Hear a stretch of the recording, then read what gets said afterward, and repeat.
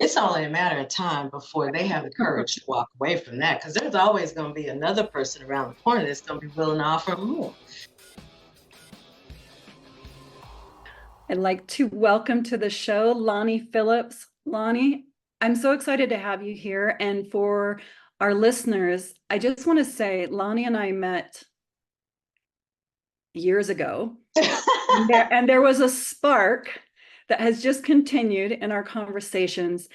And I have witnessed you shifting and blossoming and just stretching and reaching even beyond where you were.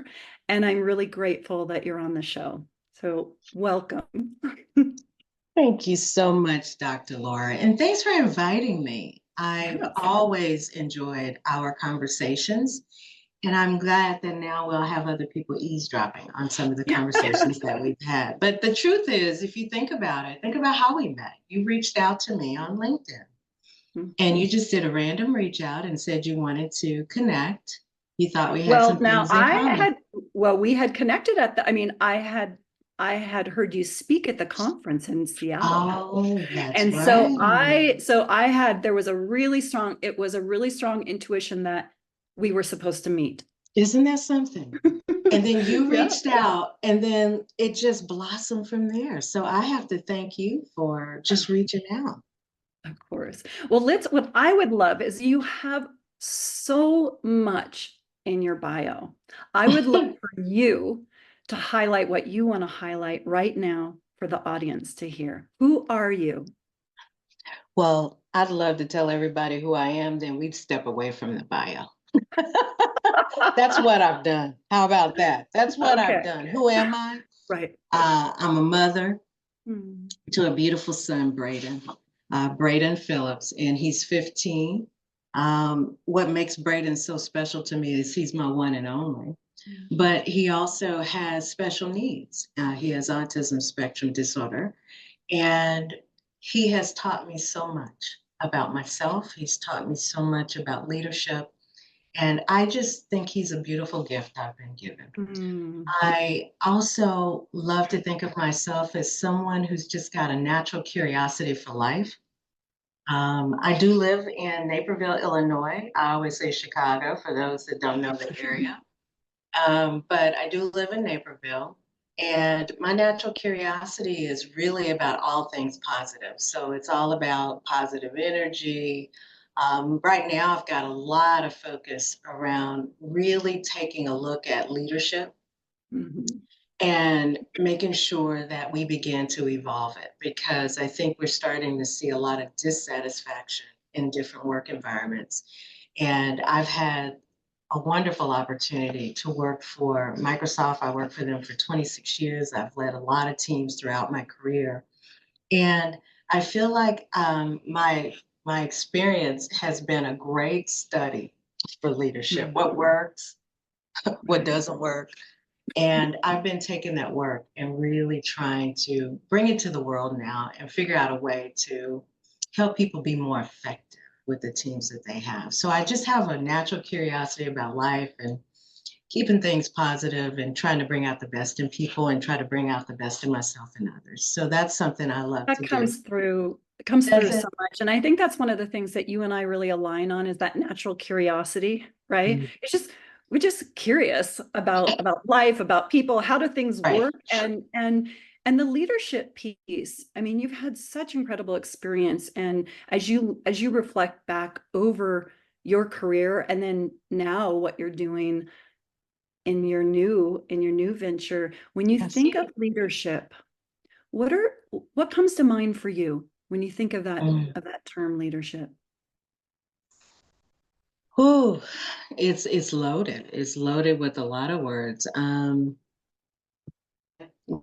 The term leadership now, believe it or not, I get a feeling of sadness Mm, because we're seeing a shift where people are the people who carry the manager or leader title is so focused on drive for results right. that they are forgetting the people. But the people are the ones who are able to go make those results happen. Right. And so when you say leadership now, I do get, there is a bit of sadness that comes over me because I think we've lost our way a bit. Hmm. And I really think when I think about leadership, I think about how you, it's an act of service.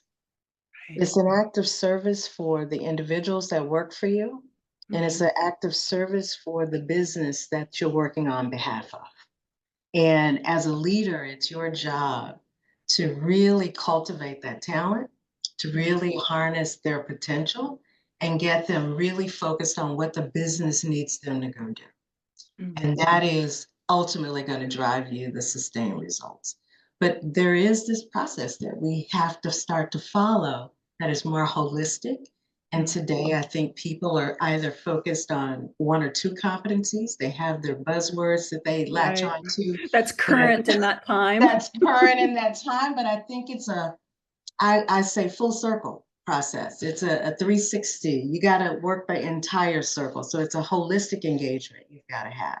And so for me, when I think about leadership, I'm hopeful because there are a number of us out there, you included, that are committed to helping to shape this next generation of leaders and help transform some of the ones that had that old playbook and are looking for a new playbook to help them drive sustained results going forward. So, So what do you think will be the greatest challenges to that transition? I mean, you say you're hopeful. I am hopeful too.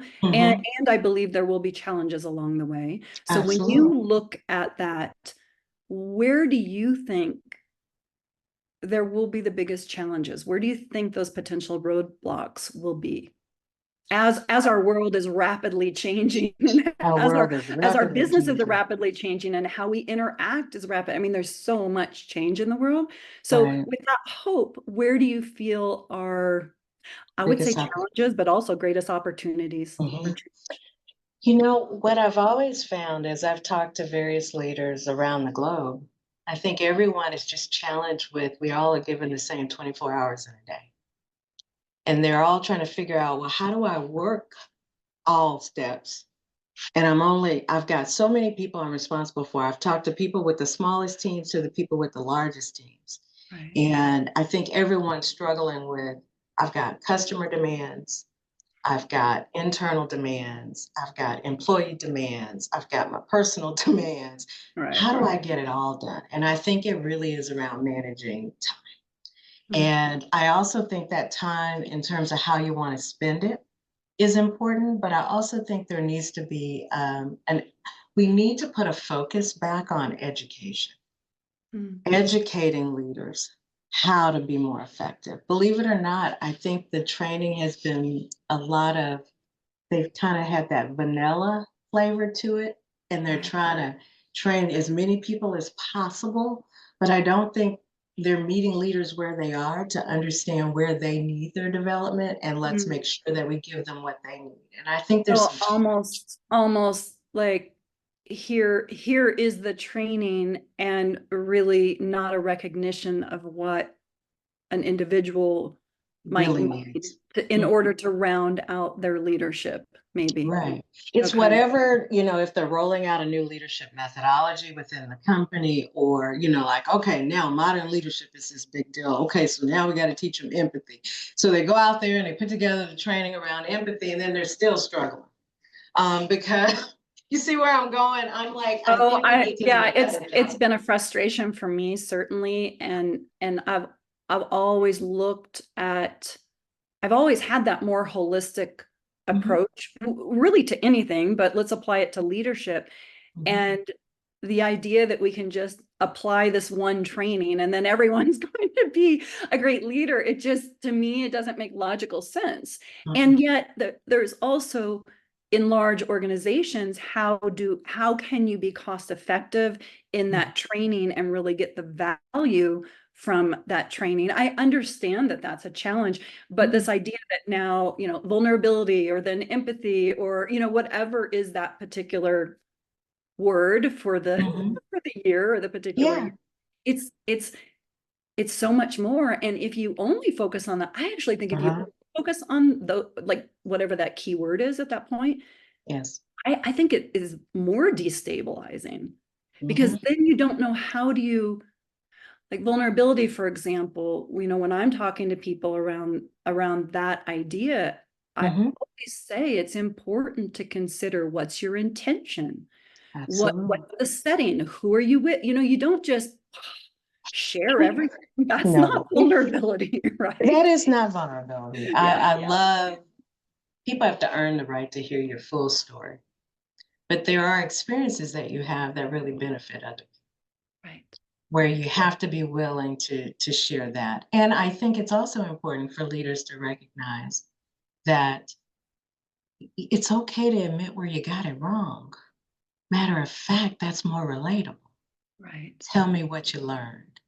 And then that the lesson is in the learning, Mm. right? And that's how you help people and that's how you demonstrate vulnerability without feeling like you've got to go and divulge every single personal thing about yourself. So you're making me think because Uh-huh. some of the audience Hmm. are people who are in corporate positions as Sure. and may have been there for quite some years, the way that you were. Mm-hmm. And I know from some of my clients, there is a reassessment happening for a lot of Hmm. people about what Hmm. what does my future look like? What do I want? How do I want to serve? How do I want to impact? What would you say? And I know there's a lot that you could say, but what would be one or two things that you would want to share with someone who is currently in a corporate role, but is asking themselves, is this right for me going forward? What would you Hmm. say to them? I would say to them in this moment, I would say I can relate. I was there, I was right where they were at, or where they are at. Mhm. Don't run away from those feelings. For those that are good at writing their thoughts down, I would say get a journal and start to write down your feelings. What are some of your frustrations? What are some of your aspirations? What are some of those dreams? What are some of those fears? Um, I had to recognize that sometimes we build a house where we were meant to pitch a tent. Mm. And I didn't realize it, but I was really comfortable. And Mhm. sometimes when you're comfortable, you don't want to disrupt things. And I was the breadwinner in my home and the only one working. So I wanted to keep things going and not disrupt. But I also had this very unsettling feeling inside me where I didn't feel like I was really living my dream anymore and that there was more in me that I wasn't able to express where I was at. And it was hard to say, I'm going to let go of what's comfortable and begin to bet on myself. Mhm. But I must say, now that I'm looking back at it, it was the best decision I ever made. I had a wonderful ride at Mhm. Microsoft, met some incredible people, worked with some incredible people, and they will be in my life forever. But it was time for me to turn the page to see what else was next and what else was possible. So, what I would say to them is don't run away from those feelings. Listen to that still small voice inside of you and Mhm. try to get clarity on what that looks like. And if you can financially afford to, step back because sometimes it's hard to see the next Right. when you're in a situation. So take a sabbatical. I did. Take a Mhm. sabbatical and just allow yourself to step off the hamster wheel Right. and just be with yourself, be with your thoughts, be with nature, whatever is important to you. Spiritually connect, plug in, and do whatever you need to do. Plug into your source and Uh-huh. really start to listen to that little voice. And if that little voice is urging you to go do something, I'm going to encourage you to go do it because if you don't, that little voice is going to get louder. Yeah. And then the older you get, the more disappointed you will become in yourself. Yeah. And what I just hope for everybody is that, we have more people. that start to believe in themselves and take more risks. Right. And don't just keep saying no to the things you know you were meant to do. Sometimes you can't leave your job because financially it's holding it all together. But maybe that's a side hustle for you for a while Right. Right. to feed that part of you. Right. Well, and I love what you're saying, and I resonate myself and also with a lot of my clients. I resonate with this idea of when you're going, sometimes it's hard to get the perspective, right? It's really hard to tap in. Mhm, And I love what you said about feel your feelings and start writing or start like put yourself in a put yourself in scenarios mhm, that allow you to open up to all that's happening. And then you use one of my favorite words is clarity, right? Like when you mhm, have clarity, it's easier. But mhm, but the idea is a mindful decision going mhm, forward rather than a mhm, reactive one, right? So mhm. I love Absolutely. that you highlight that.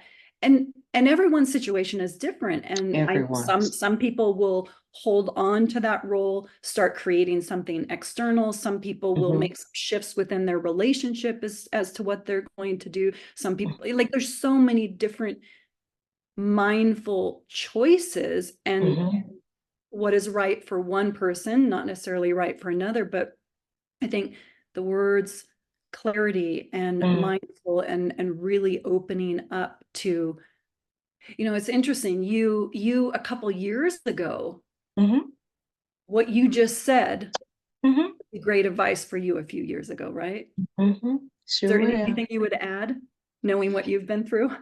Oh my goodness.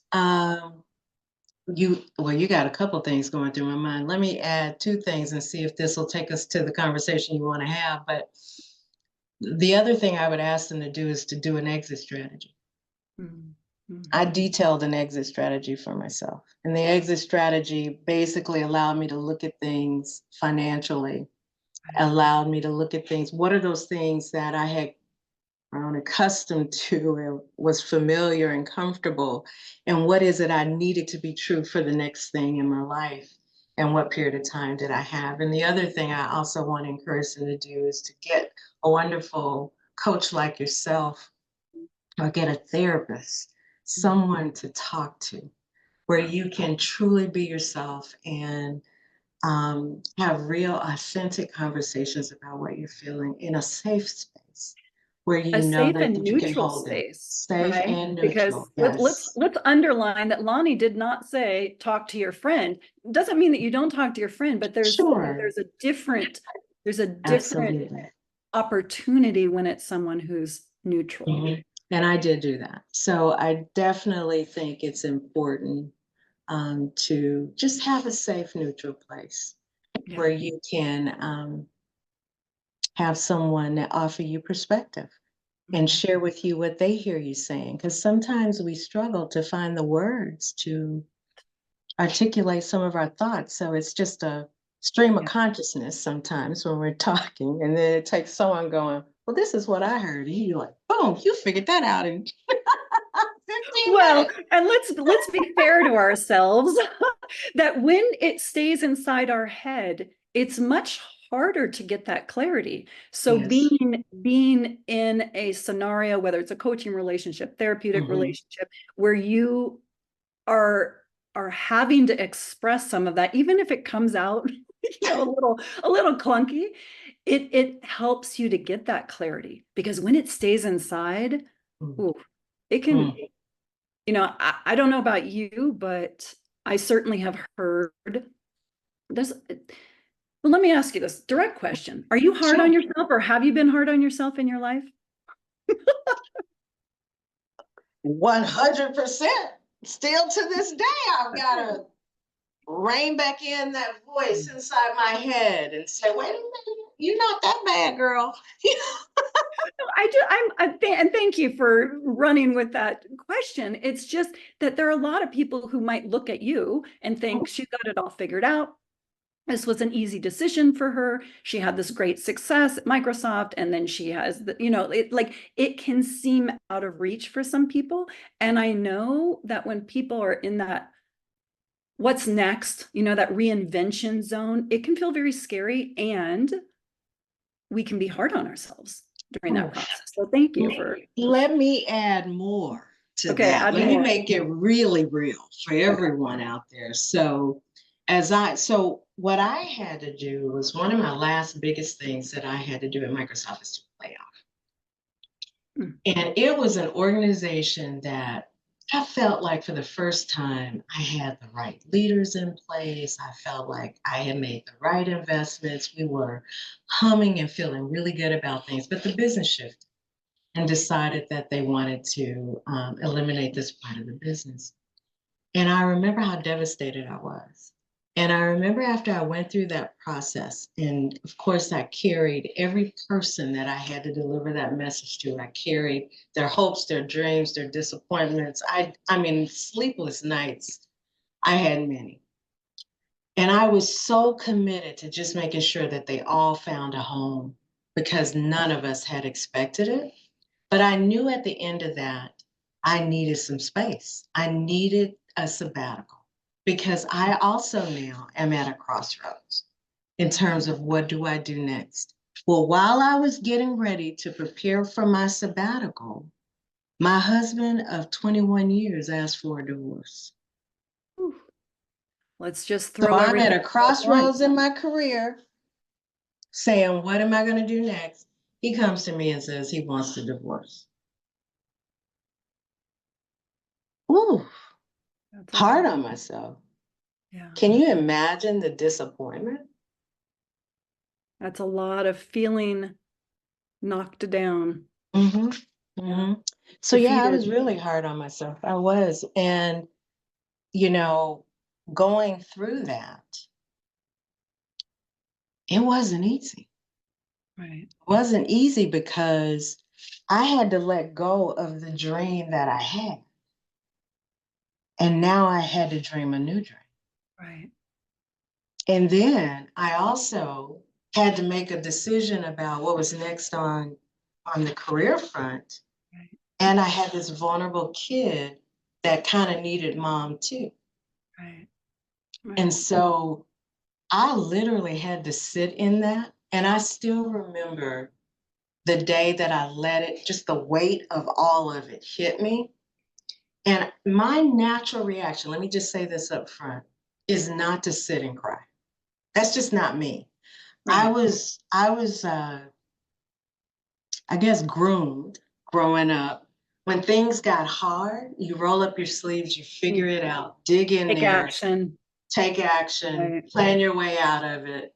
That's kind of how I've been Don't sit in the groomed. feelings. Just go. Yeah, you can Yeah. sit in them, but don't dwell in them, Right. Right. right? But just figure out how you're going to get through it. So I remember this day, I actually sat there and I said, I'm just going to sit in this and I'm just going to let my heart break. Mm. And I think I cried a tear for every family that I had to lay off. And I do feel like I laid off the family because all these individuals, they all had families. I think I cried a tear for every month I was married for 21 years in the disappointment that he was ready to throw in the towel and the helplessness. Right. And in that moment, the hopelessness Right. because I didn't know what was next. Right. And I am so grateful Mm. that to this day that I had that moment and I allowed myself to cry for what probably was a good couple of hours, but I said I will allow myself to be really sad about this for 24 hours Okay. because I couldn't dwell in it. I had to But figure what out was what was different for you? next. What was different for you in that, in allowing yourself the time, the space to really grieve the changes? What Um, was different? yeah. I, for the first time, I couldn't hold back the emotion. Oh, okay. It just kept coming up. So instead of stuffing it, I had to let it come out. It reminded me of when I lost my dad. Could Mm. not understand why I could not hold back those tears. Those tears had to go somewhere. So it came down my face and it just wouldn't stop. And it was just that same feeling. It was like I was in such frustration and despair in the moment that I just had to let the feelings come up. Mhm. And So but I had to control it. and Mhm. looking back from today, as Mhm. you look at that, what would you say is the gift that Mm. you received from that? The gift from sitting in the despair, or the Just gift from, letting yourself feel it for a period of time, oh, letting it come out. it was cleansing. Okay. And believe it or not, a level of clarity came through that. Mm. When you allow yourself to grieve and grieve the loss of something that you once wanted so bad. I wanted my career so bad.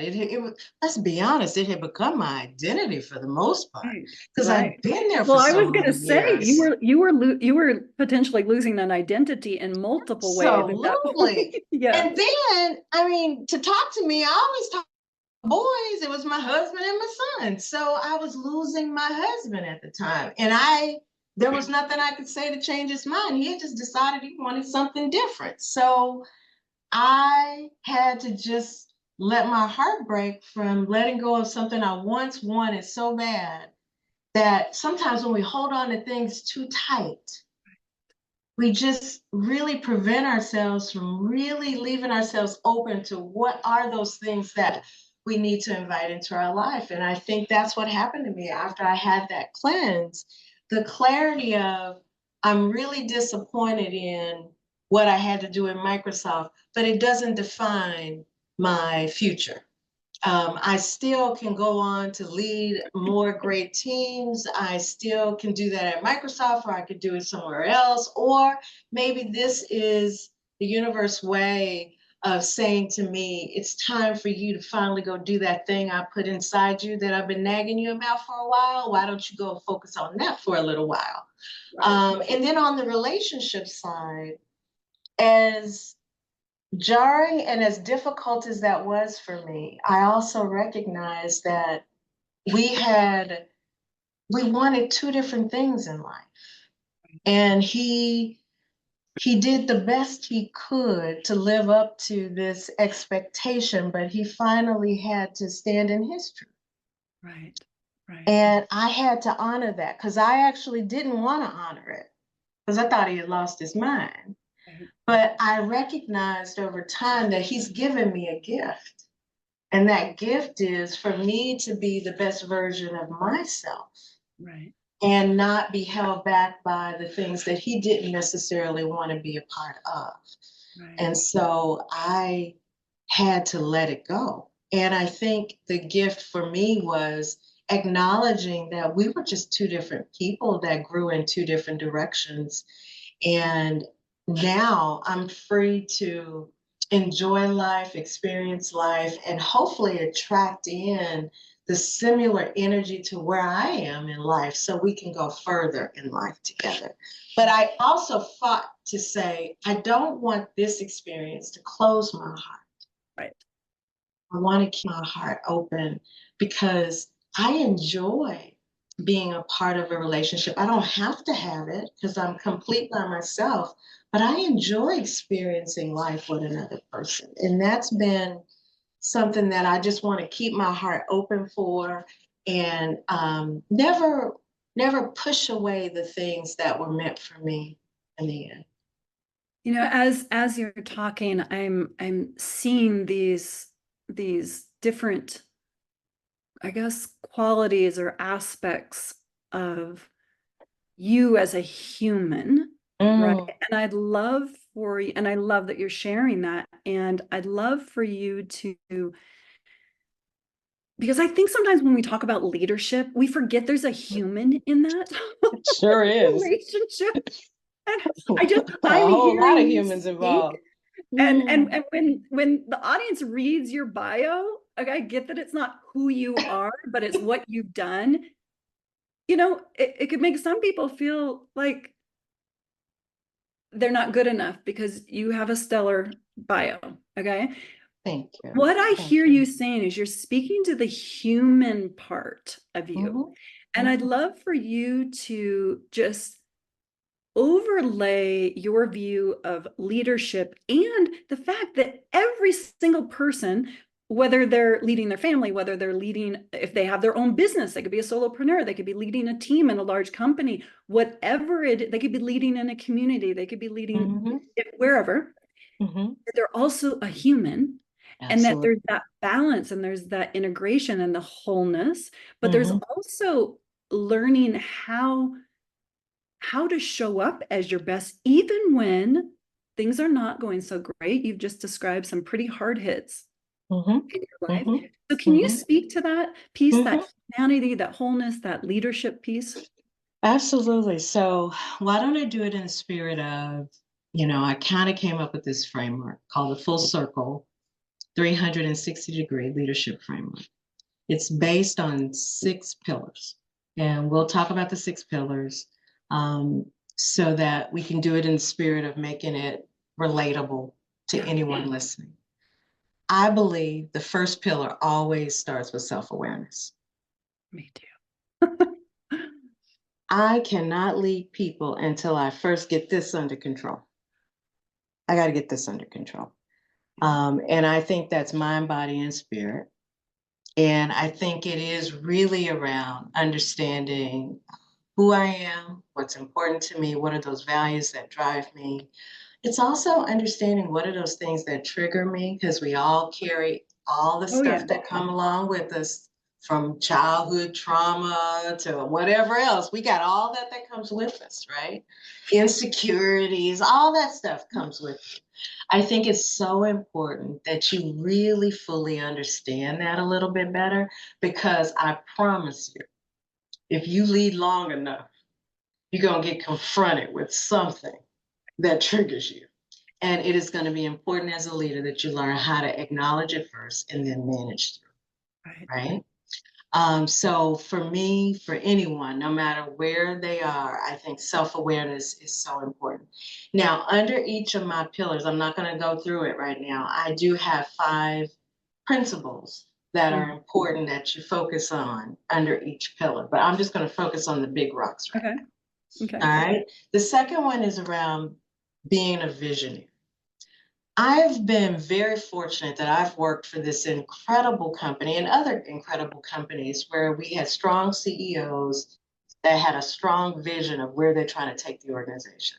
Right. And what I had learned through a lot of leadership training is that, yes, it's important to have a vision, but make sure it's aligned with the CEOs. But it was something that we weren't held accountable to. But what I learned as I continued to lead teams is they need to hear from you. Where do you want to take this team? So Right. you've got to have some foresight in terms of here's where I need you to go, and here's how I'd like for us to get there. Right. And you have to have a vision, even if you're only managing individual contributors and you're Right. not leading leaders. You've got to tell them what do you need them to go do, by when, and how you would like to see them get it done. So you've got to have a vision. And And I want to go add ahead. something to that because I think Sure. it's really interesting. Sometimes in the very large organizations, um, like when I've worked with team leaders, Mm-hmm. a little bit, a couple, 2 layers below the top, Mm-hmm. and they may not fully resonate with the vision. Is very interesting, Mm-hmm. but we've helped them to create that vision that is a bridge, right? So it's Mm-hmm. what you're saying, but just added with maybe A they don't bridge. fully see, or but they can, but there's a bridge so that not only they as a leader, but their team as well has Yes. some idea, some picture of where they're going. And I just wanted to underline that because I if love that. there's sometimes a little bit of a discrepancy, and there is a way to create a bridge there. That's a wonderful addition to the statement, because everyone wants to be able to see themselves in the overall vision that the Right, CEO has right, for the company. They want to understand, how is what I'm doing exactly. contributing to that? Yeah, And as a first line manager, if that's who you are, your job is to create that bridge so right. they can see how the work that they're doing contributes to that ultimate vision.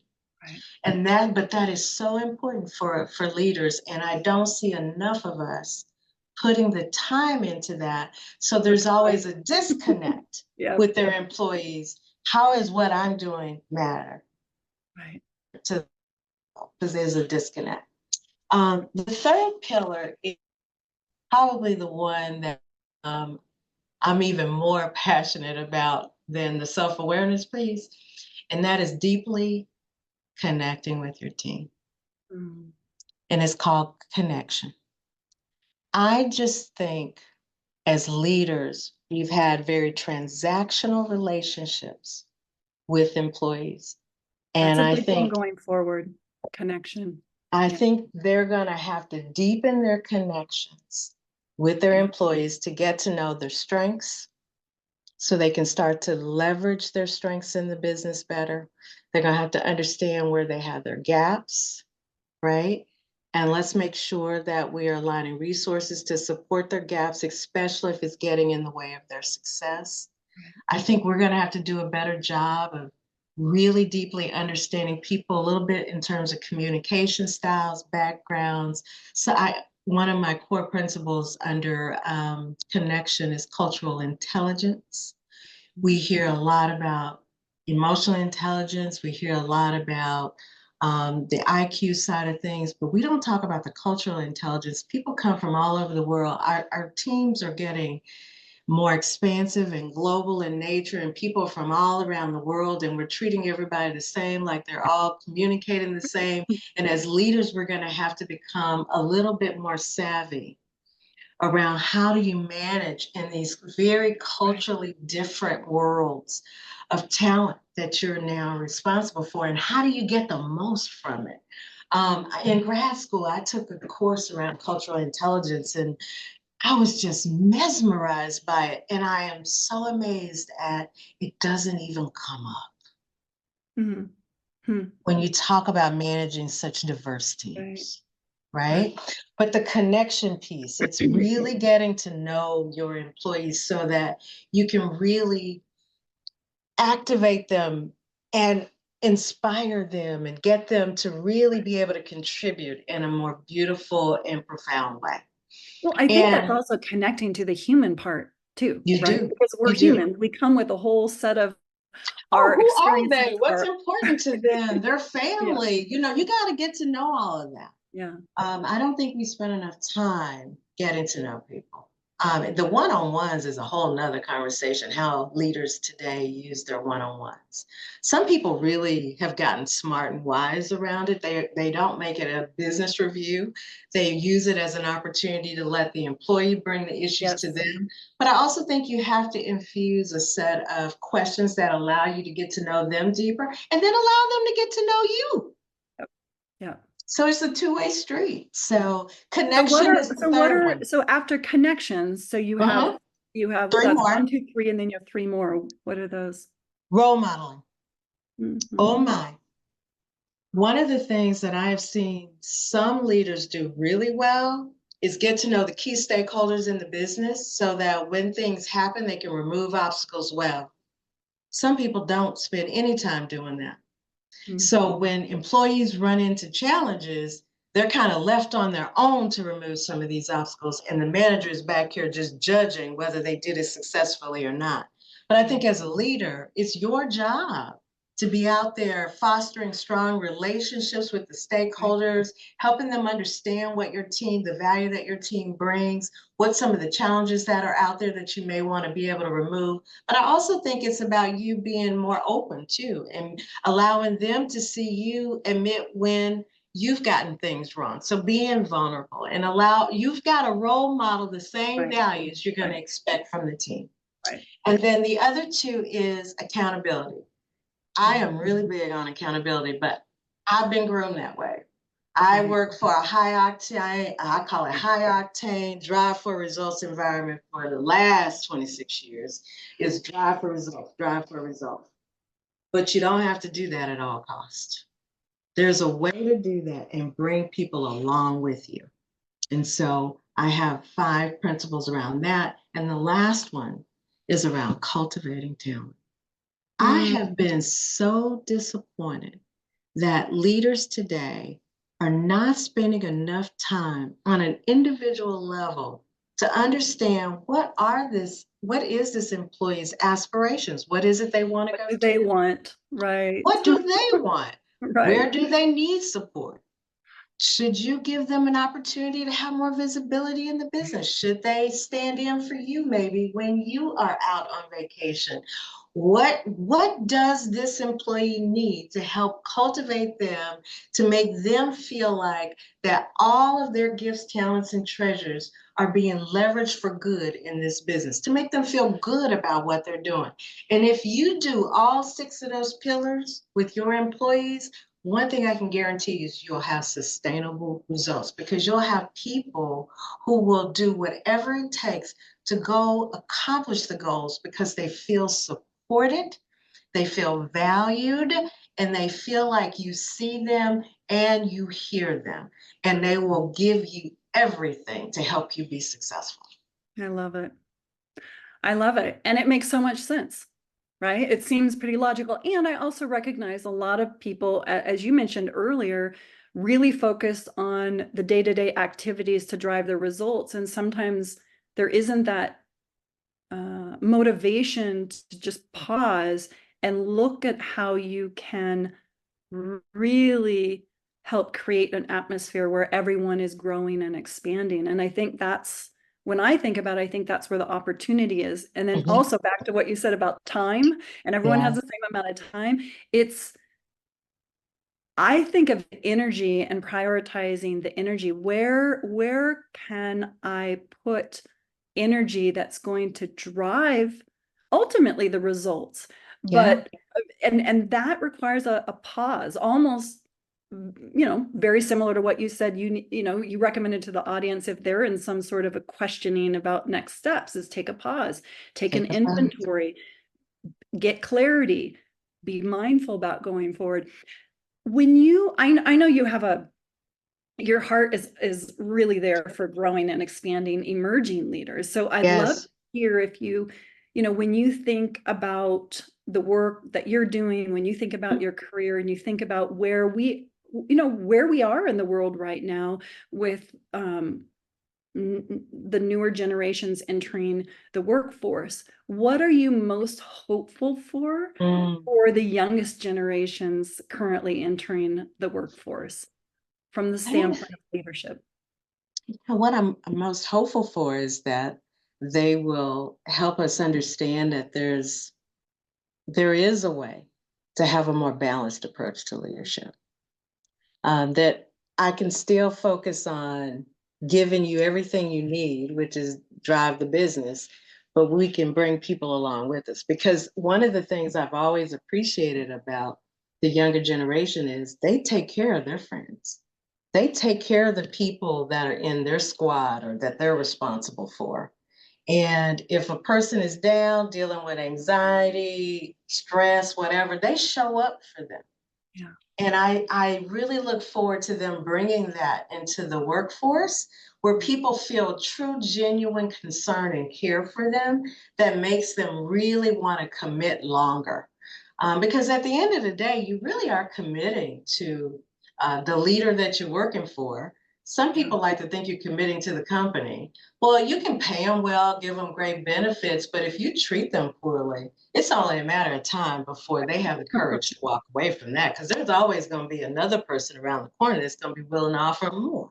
So I just think I'm really hopeful that they'll just bring the humanity back I to love that. leadership. Yeah.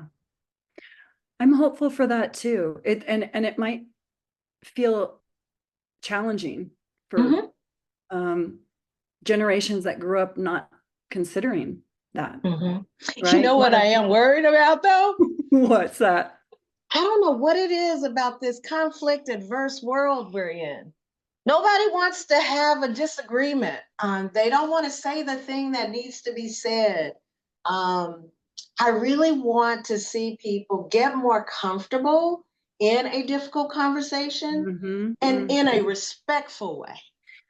Well, I think it gets back to what you said at the beginning with your pillars. You have to have the self-awareness to be Yeah. able to be in a grounded state to have that conversation. Otherwise, in my view, it's a reaction. And a reactionary comment or a reactionary let's put in quotes, conversation, because it's really not a conversation, is not going to Mhm. go anywhere. But I think, Oh. having that self-awareness and having that ability to really know who you are, what matters, and also what triggers you, and and then ultimately, where do you want to go with this? Then you can, Mhm. there is that possibility of having, everyone is afraid right now to have challenging conversations.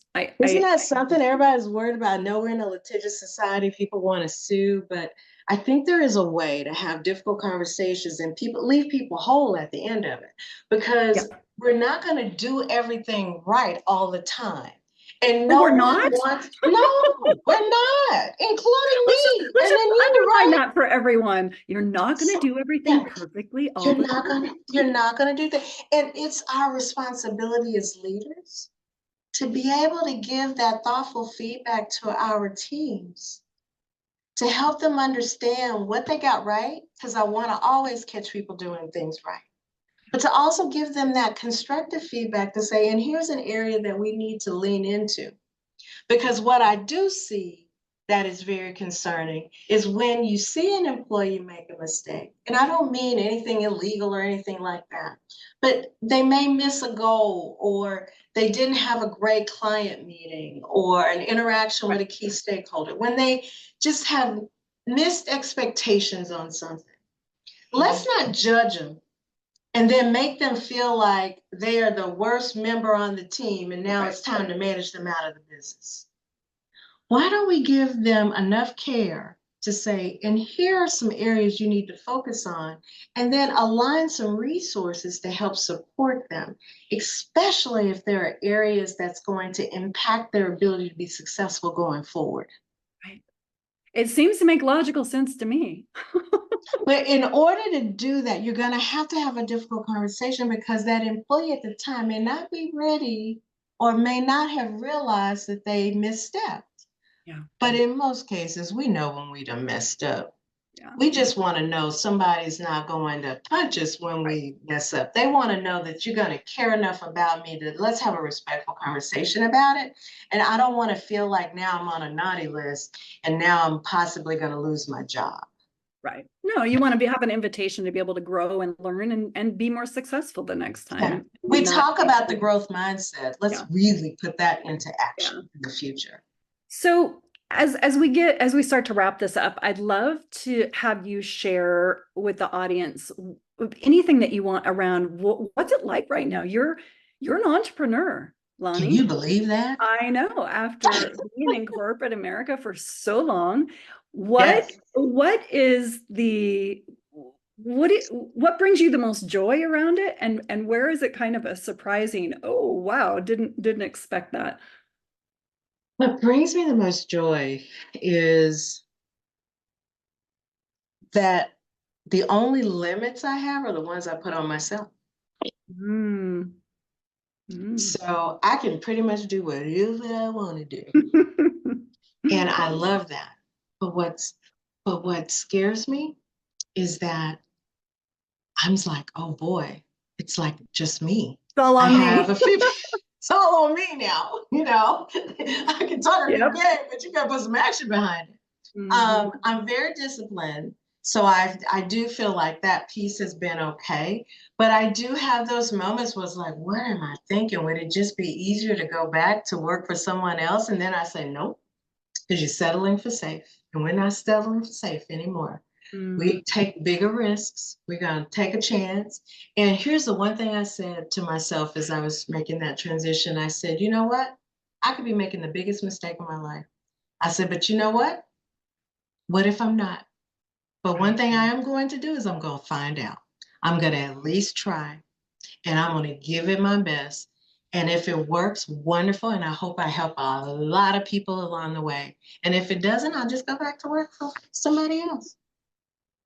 I love that. Thank you for sharing that, because entrepreneurship's not easy, and a lot of people looking at it from the outside Mm-hmm. can see the positives and maybe Mm-hmm. not so much the challenges, and think, oh yeah, that's easy, or I can do that. And look, just like anything we do, it comes with a whole host of different things.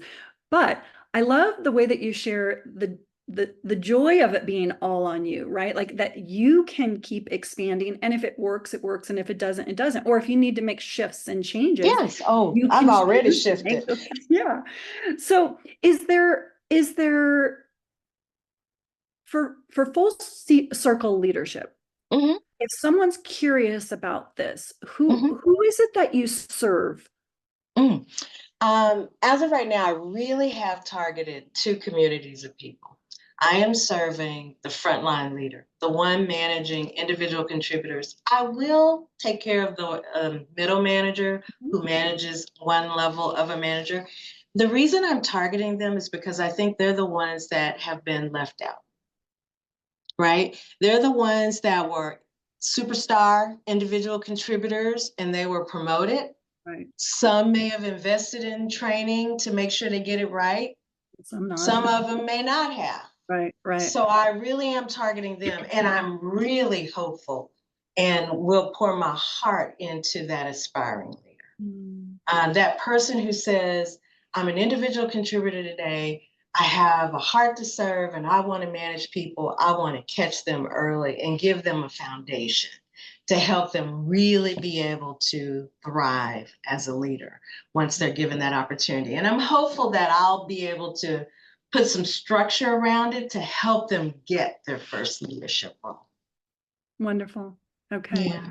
And how can someone get a hold of you if they want to know more? To know more, you can always go to fullcircleleadershipgroup.com. You can contact me out there. I'm Lani Phillips at fullcircleleadershipgroup.com, and just send all your inquiries there. Wonderful. Any last words you'd like to share with the audience before we go? You know, I still am thinking about and holding space in my heart for the ones that are at the crossroads, where they have this dream inside them, but they have the responsibility of the job. And I just really want to say to them that, first of all, you're worthy. You deserve to experience every dream that you hold in your heart. But what you have to do is you have to put together a plan. And so maybe that plan to start is to still do your job. And maybe you start to do one thing that you can do on the side that allows you to tap into it. I did it. Think about I had a heart to serve. And while I was doing my day job, I started modern mentoring because I had all these people wanting me to mentor them.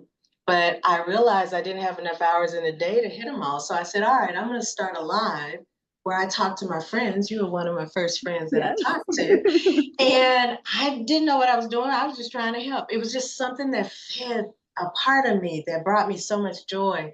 And then subsequently it brought other people so much joy. And the emails and things that I got just really filled me up. And now I'm able to take modern mentoring and make it a podcast now because I have so many people that still want that energy and want to figure out how do you thrive in corporate America and in life, or just at work and in life. So I just want to say to them, you too can do it, no matter how small. Whether you have a dream to bake cookies and sell them and open a bakery someday, or whether you want to go earn a special degree. You can do all of this on the side and don't turn your back on your dreams. You are worthy and you deserve it. And you've got to bet on yourself. That is what I would say to anyone because it took me too long to say, Mhm. it's time for me to bet on me. Well, why am I waiting on everybody else to bet on me? I got to bet on me. It was absolutely the right time for you, Lani. You're right. You know You're what? right. Thank you for sharing that. And thank you so much for you showing up authentically, not only Mm. here, but in your life. And your heart to serve is so evident. And I know that as you continue on with Full Circle Leadership, as well as with your podcast, you're going to continue to impact a lot of people's lives. So thank you so much for being here, Lani. I really appreciate you being a part of the show. Thank you. I love you.